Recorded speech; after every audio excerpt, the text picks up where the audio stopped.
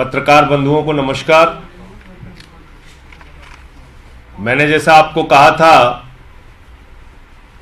कि नेटफ्लिक्स की पूरी सीरीज चलेगी अडानी घोटाले को लेकर, तो आपने अडानी जी घोटाले का पहला एपिसोड देखा, अडानी जी घोटाले का दूसरा एपिसोड देखा और आज अडानी जी घोटाले का तीसरा एपिसोड है।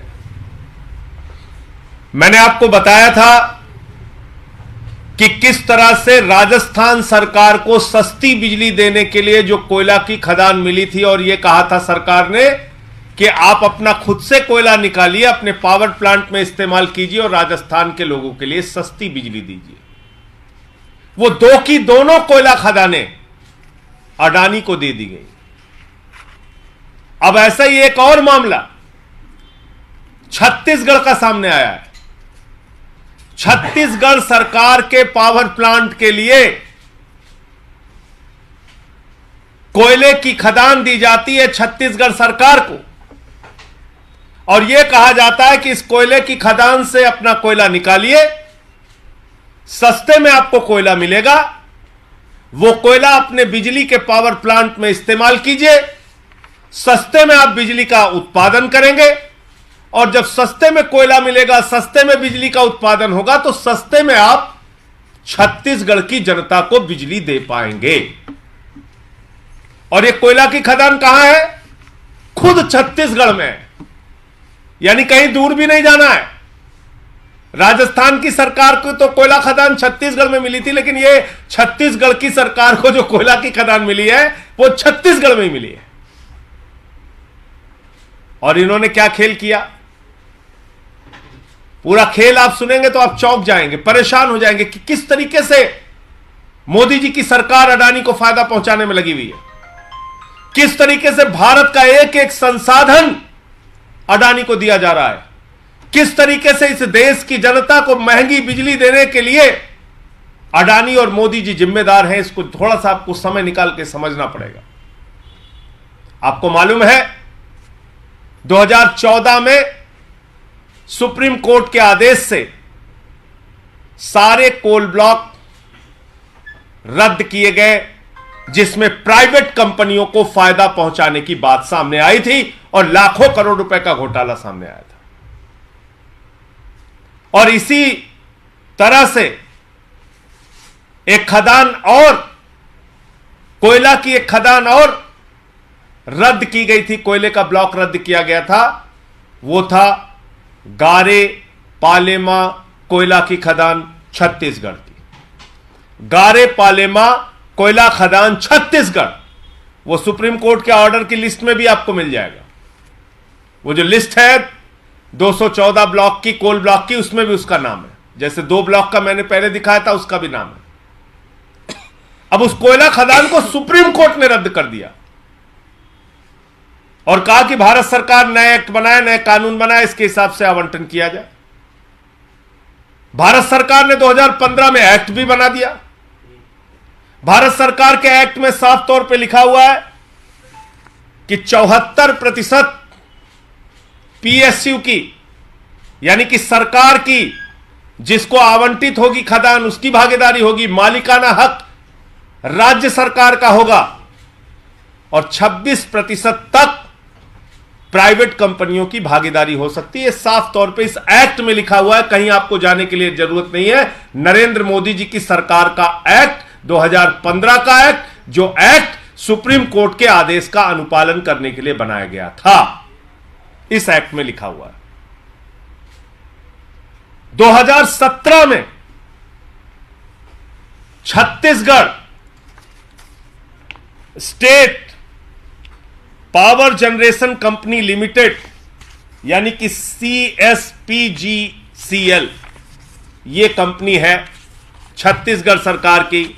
2017 में नवंबर में रमन सिंह जी की सरकार ने यह एग्रीमेंट किया अडानी से, और इस एग्रीमेंट में ऐसी ऐसी शर्तें लिखी हैं, आप सुनेंगे तो हैरान हो जाएंगे कि सुप्रीम कोर्ट और भारत सरकार के कानून का घोर उल्लंघन करते हुए, उसको कुचलते हुए यह एग्रीमेंट किया गया। इसमें क्या क्या लिखा हुआ है?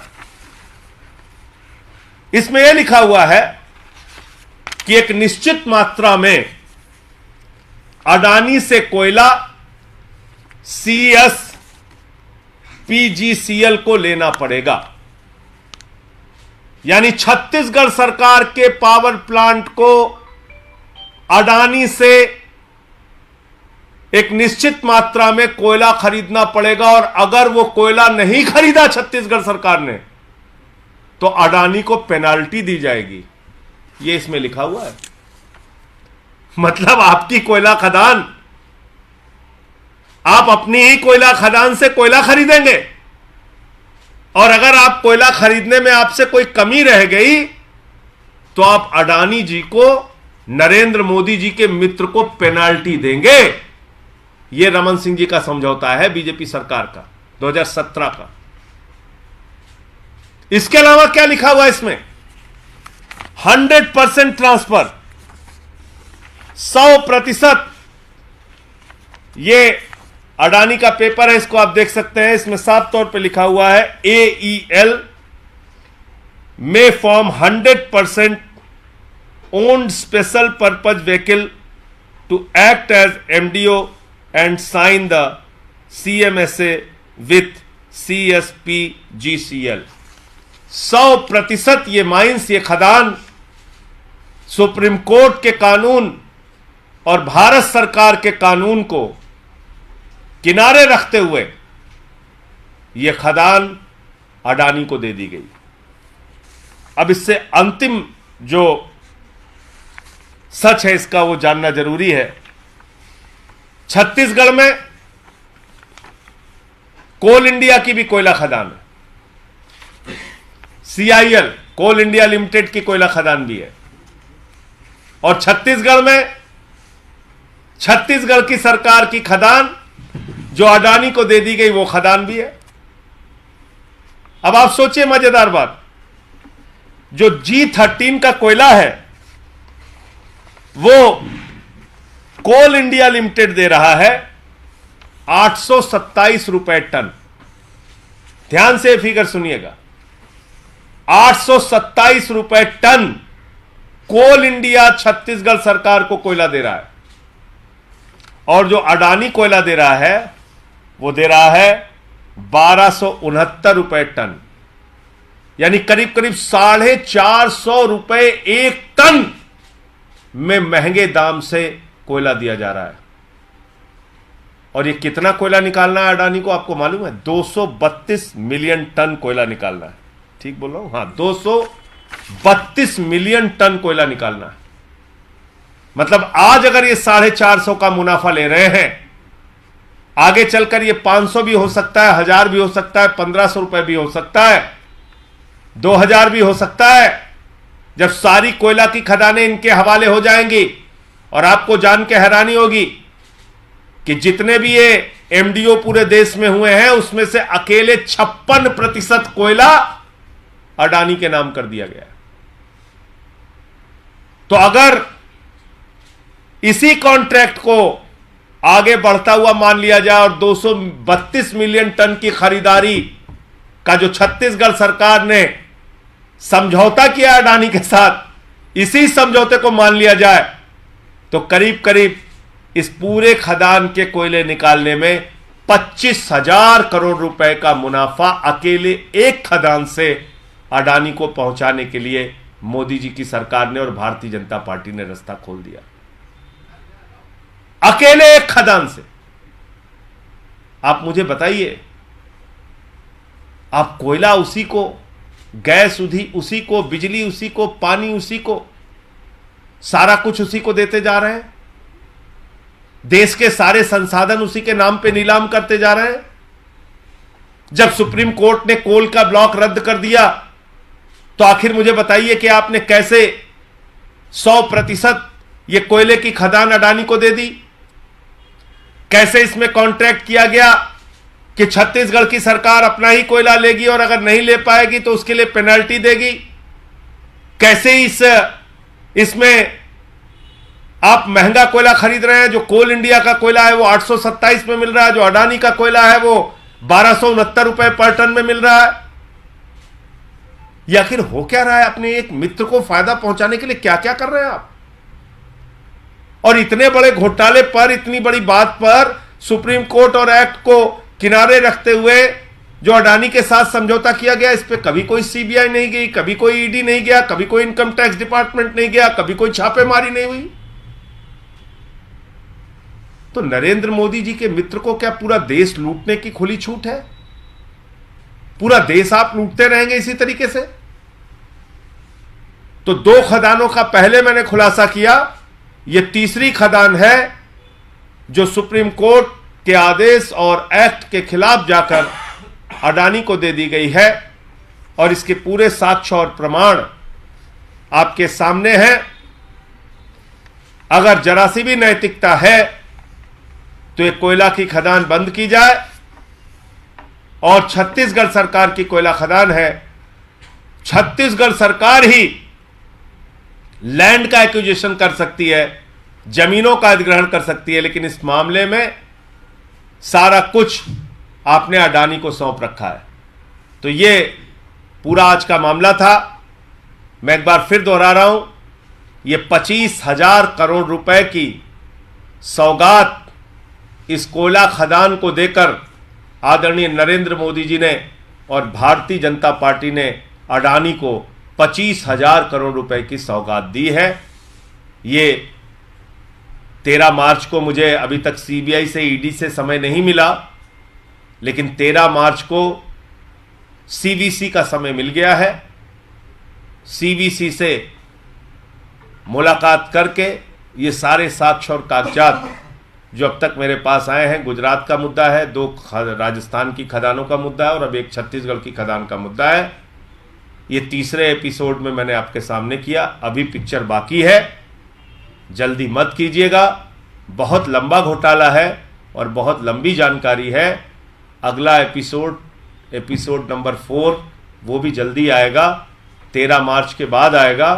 13 मार्च को पहले ये जो सारी जानकारी अब तक आई है, ये सीवीसी को मिलकर उनको पत्र लिखकर मैं दूंगा।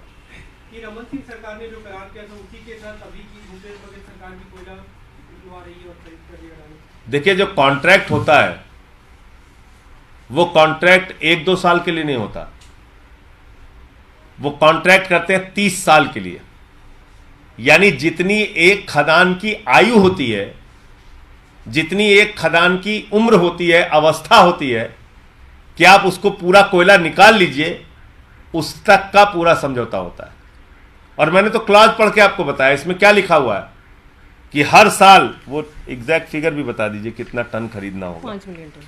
हर साल 5 मिलियन टन, दिखा दीजिए इसको, 5 मिलियन टन कोयला छत्तीसगढ़ सरकार को अपनी ही खदान से, अडानी से खरीदना होगा। और यह बाध्यकारी है, इसमें कहीं कोई भागने का रास्ता नहीं है छत्तीसगढ़ सरकार के लिए।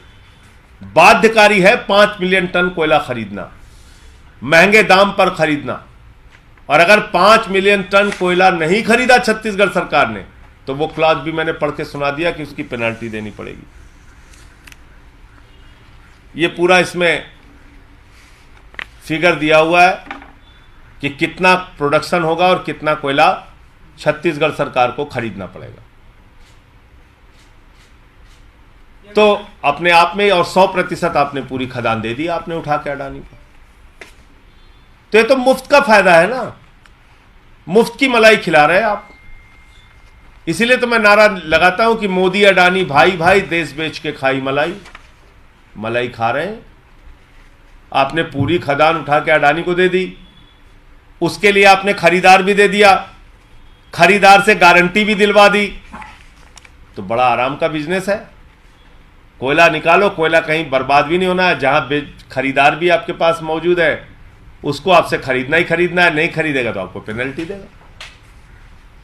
संजय जी, ईडी की पूछताछ के बाद आज ईडी ने सिसोदिया जी का 10 डेज रिमांड मांगा है।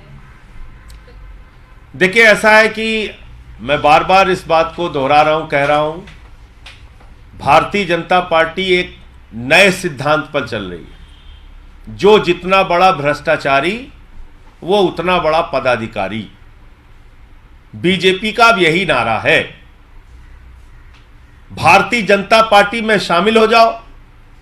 भारतीय जनता पार्टी के आप नेता हैं तो आप राजा हरिश्चंद्र हैं, वरना मनीष सिसोदिया जिनके घर 14 घंटे सीबीआई छापामारी करती है, कुछ नहीं मिलता। गांव में छापामारी करती है, कुछ नहीं मिलता। दफ्तर में छापामारी करती है, कुछ नहीं मिलता। बैंक के लॉकर पे छापेमारी करती है, कुछ नहीं मिलता। पहली चार्जशीट आती है, कुछ नहीं मिलता। दूसरी चार्जशीट आती है, कुछ नहीं मिलता। सीबीआई 5 दिन की पूछताछ करती है, कुछ नहीं मिलता। फिर 2 दिन की पूछताछ करती है, कुछ नहीं मिलता। तो मोदी जी बौखला गए, कह रहे कुछ मिल ही नहीं रहा है, ऐसे कैसे हो सकता है, लगाओ अपनी ईडी। 10 महीने से ईडी कुंभकर्ण की नींद सो रही थी, तब उसको याद नहीं आया कि हमको इस मामले में घुसना है। जिस दिन मनीष सिसोदिया की जमानत की याचिका लगने वाली होती है 10 तारीख को, ठीक उसी दिन ईडी कहती है हम गिरफ्तार करके जेल में डालेंगे। क्या इस देश के लोगों को समझ में नहीं आ रहा है? इस देश की जनता मूर्ख है कि एक तरफ नरेंद्र मोदी जी की पार्टी के नेता है हेमंत विश्व शर्मा, जिसके खिलाफ वाटर घोटाला लेके आती है बीजेपी, उनको मुख्यमंत्री बनाती है। व्यापम घोटाले में फंसे शिवराज सिंह को मुख्यमंत्री बनाती है। माइनिंग घोटाले में फंसे येदियुरप्पा को मुख्यमंत्री बनाती है। लैंड स्कैम में फंसे नारायण राणे को केंद्रीय मंत्री बनाती है। रेड्डी ब्रदर्स पे सीबीआई की इंक्वायरी बंद, मुकुल राय को पार्टी का राष्ट्रीय उपाध्यक्ष बनाती है। शुवेंदु अधिकारी पे शारदा स्कैम में सीबीआई ईडी की जांच चल रही होती है, उनको अपनी पार्टी का नेता विरोधी दल पंजाब बंगाल के अंदर बनाती है। कितने नाम गिनाऊं, कितने नाम गिनाऊं? जो लोग अजीत पवार पे सिंचाई घोटाले का आरोप भाजपा के लोग लगा रहे थे, चक्की पिसिंग कर रहे थे। अजीत पवार के साथ सुबह 6:30 बजे शपथ लेते हैं। नीरव मोदी, मेहुल चोकसी, विजय माल्या, नितिन संदेशरा हजारों करोड़ देश का लूट के भाग गए। कितने नाम गिनाऊं? गुजरात के अंदर जहरीली शराब से 100 लोग मर गए, कितनी जांच हुई, कितने मंत्रियों की गिरफ्तारी हुई? 150 लोग अलीगढ़ में जहरीली शराब पी के मर गए, कितने मंत्री गिरफ्तार हुए, कितने अधिकारियों पे कार्रवाई हुई? कहां गई सीबीआई ईडी? अभी इनके बीजेपी एमएलए का लड़का 8 करोड़ उसके घर पे बरामद हुआ। कितनी सीबीआई ईडी, कितनी इनकम टैक्स डिपार्टमेंट गए उनके यहां? आप बताइए। अडानी, नरेंद्र मोदी जी का दोस्त, लाखों करोड़ रुपए उसकी कंपनी में काला धन लग रहा है विदेशों से। कितनी सेबी, कितनी सीबीआई, कितनी ईडी, कितना इनकम टैक्स डिपार्टमेंट गया? मॉरिशस में एक पते पर 6 कंपनियां खोलकर 42,000 करोड़ रुपए का काला धन अडानी की कंपनी में लगाया गया। उन 6 कंपनियों की आमदनी का कोई जरिया मालूम नहीं। कितनी जांच हुई उसकी बताइए जरा आप। और तो और छोड़ दीजिए, तालिबान से 3,000 किलो ड्रग्स अडानी के मुंड्रा पोर्ट पे आया। 20,000 करोड़ रुपए की ड्रग्स आई। कितनी गिरफ्तारी हुई बताइए आप। और आज जो 20,000 करोड़ का ड्रग्स तालिबान भेजता है हिंदुस्तान को, आज उसी तालिबान को 20,000 टन गेहूं भेज रहे हैं मोदी जी। मोदी जी का नारा है, तुम मुझे ड्रग्स दो मैं तुम्हें गेहूं दूंगा। तुम मुझे ड्रग्स दो मैं तुम्हें गेहूं दूंगा। तालिबान को आटा और भक्तों को चाटा। मोदी जी के भक्त कहते हैं तालिबान से लड़ना है, पाकिस्तान से लड़ना है, उनको पता ही नहीं। मोदी जी उनको आटा खिला खिला के मोटा कर रहे हैं। 20,000 टन आटा जा रहा है, 20,000 टन। भक्तों के मुंह पे जोरदार चाटा पड़ रहा है। देश का बजट आता है, किसान दुखी, मजदूर दुखी, नौजवान दुखी, माताएं बहनें दुखी, महंगाई से दुखी। कौन खुश है? तालिबान खुश है। तालिबान को बजट में पैसा दे रहे हैं, सैकड़ों करोड़ रुपए दे रहे हैं। यह है बीजेपी की असलियत, यह है भारतीय जनता पार्टी का असली चेहरा। तो इसलिए मनीष सिसोदिया पे कार्रवाई हो रही है, सारे विपक्ष के लोगों पे कार्रवाई हो रही है, सबको जेल में डालेंगे, सब पे सीबीआई ईडी छोड़ेंगे। मैंने तो कहा था कि भाई मुर्दों से भी पूछताछ के लिए कानून लेके आइए, आप जो करना है कीजिए। लेकिन लोग देख रहे हैं इस बात को और समय आने पर जवाब देंगे। सर, सदन में जो राहुल गांधी का माइक बंद करने वाले पे विवाद चल रहा था, उस पर उपराष्ट्रपति के लिए कांग्रेस ये कह रही है कि आप सरकार का चीयर लीडर ना बने। नहीं, उपराष्ट्रपति तो राज्यसभा के नेता हैं, सभापति हैं, सॉरी। उपराष्ट्रपति जी राज्यसभा के सभापति हैं और राहुल गांधी का जो भाषण हुआ था वो तो लोकसभा में हुआ था। तो मेरे ख्याल से आपका सवाल थोड़ा स्पष्ट कीजिए। राहुल गांधी ने लंदन में जो कुछ भी कहा, उन्होंने कहा कि पूरे सदन के नेता को लेकर उन्होंने सवाल उठाया था। उस पर उपराष्ट्रपति ने उन्हें एक तरह से खड़ी बोली सुनाई है कि आप धनखड़ की तरफ से कई सफाई देने की कोशिश की गई थी, जिस पर कांग्रेस ने उल्टा उनको ये कहा कि आप सरकार का चीयर लीडर बने। चीयर लीडर वर्ड का इस्तेमाल किया। नहीं, मैं अगर राहुल गांधी के भाषण के परिप्रेक्ष्य में कोई आपत्ति या कोई बयान आएगा तो वो लोकसभा के स्पीकर महोदय का आएगा। उनका अगर कोई बयान आया हो उस पर आप पूछे तो मैं बता सकता हूं। उपराष्ट्रपति राज्यसभा के सभापति होते हैं। राहुल गांधी के भाषण में या उनके भाषण से कोई चीज कटौती करनी है या निकालना है या बाहर करना है, ये उपराष्ट्रपति महोदय के अधिकार क्षेत्र से बाहर की चीज है। पहले आप अपना सवाल स्पष्ट कर लें तो मैं इसका जवाब दे पाऊंगा।